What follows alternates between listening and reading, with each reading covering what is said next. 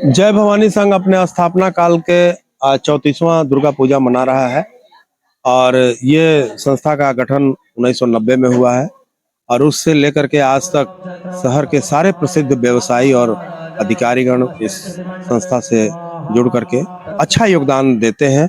और केवल जय भवानी संघ ही नहीं, अब तो जितने भी छोटे मोटे भी पंडाल हैं उनको भी मतलब इस शहर से पैसा मिल जाता है और करोड़ों करोड़ रुपया इस शहर से मिलता है।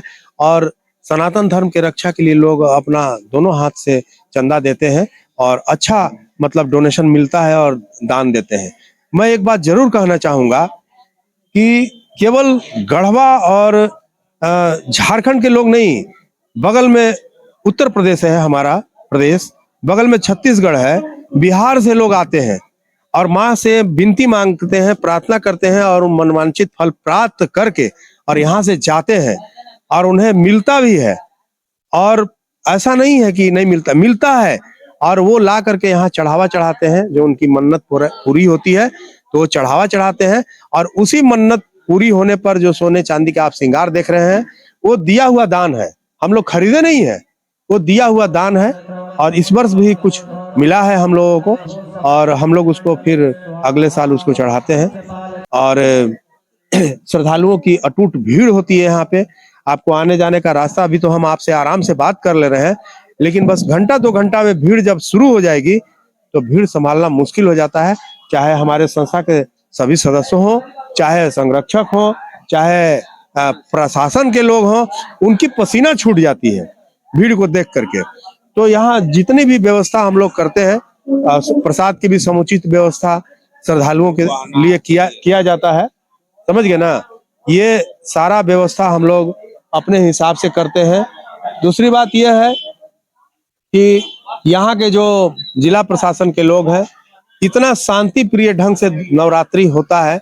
आप देखेंगे कि कल जो विसर्जन जब होगा माँ गढ़देवी का, तो उसमें पूरा गढ़वा शहर कुंवर के जाता है। वो भी एक अटूट मतलब माँ से लगाव का संबंध है लोगों का कि हम माँ के विसर्जन में जाएंगे और दिन प्रतिदिन भीड़ बढ़ते जा रही है। उसी प्रकार जय भवानी संघ की जब माता का विसर्जन होता है, हम लोग एक दिन बाद इसलिए करते हैं कि कल भीड़ बहुत काफी हमारे यहाँ होती है, लोग दूसरे प्रदेश से भी आ जाते हैं, तो हम लोग को माता को निकालने में बहुत कठिनाई हो जाती है। एक आध साल हम लोग प्रयास किए हैं लेकिन बहुत कठिनाई हो जाती है, तो हम लोग एक दिन बाद हम लोग विसर्जन करते हैं।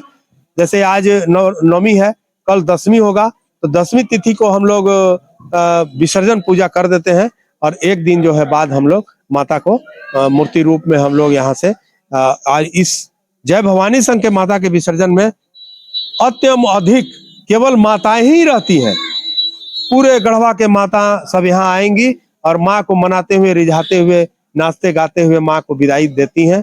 और उसमें विदाई में लोग अबीर की, गुलाल की और सिंदूर की होली खेलते हैं। जो बंगाली पद्धति में ऐसा किया जाता है, वो बंगाली पद्धति से पूजा यहाँ इसलिए शुरू हुआ है कि यहाँ कुछ बंगाली परिवार हमारे बगल में रहा करते थे और उन लोग माँ को विदाई बंगाली पद्धति से करते थे और पूजा भी बंगाली पद्धति से होता है। लेकिन अब कुछ फैमिली यहाँ से, बंगाली फैमिली यहाँ से चले गए, लेकिन उन लोगों का जो दिया हुआ ये चीज है, उन्हीं की परंपरा आज भी कायम है, उसको हम लोगों ने कायम रखा है। और हम आप सभी श्रद्धालुओं से भी निवेदन करते हैं कि एक बार जय भवानी संघ के पूजा पंडाल में जरूर आएं और माँ से मांग करके देखें, आपकी मुरादें अवश्य पूरी करेंगी माँ। मैं इन्हीं शब्दों के साथ आपको नवरात्रि के पावन वेला पर बहुत बहुत धन्यवाद और बधाई देता हूँ। जय माता की।